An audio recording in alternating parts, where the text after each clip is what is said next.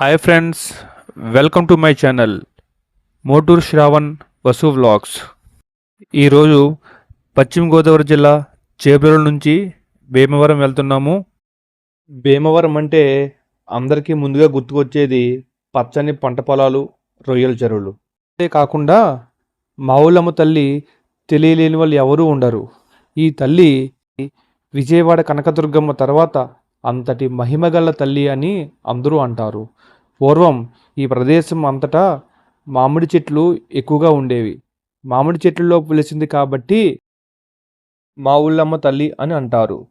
కొంతమంది అయితే చుట్టుపక్కల గ్రామాలన్నీ కాపాడే తల్లివని మా ఊళ్ళమ్మ తల్లి అని అంటారు. ఈ తల్లి 7-8 దశాబ్దాల క్రిందట వెలసింది కనుక ప్రతి సంవత్సరం జనవరి 13 నుంచి నెల రోజుల పాటు ఉత్సవాలు అంగరంగ వైభోగంగా చేస్తారు. అలాగే ఈ సంవత్సరం 62వ వార్షిక ఉత్సవం. భక్తులందరూ ఈ ప్రసిద్ధ ఆలయాన్ని సందర్శించి తల్లి కృప పొందుతారని మనస్ఫూర్తిగా కోరుకుంటున్నాను. అలాగే ముగింపు రోజున అఖండ అన్న సమారాధన జరుగుతుంది.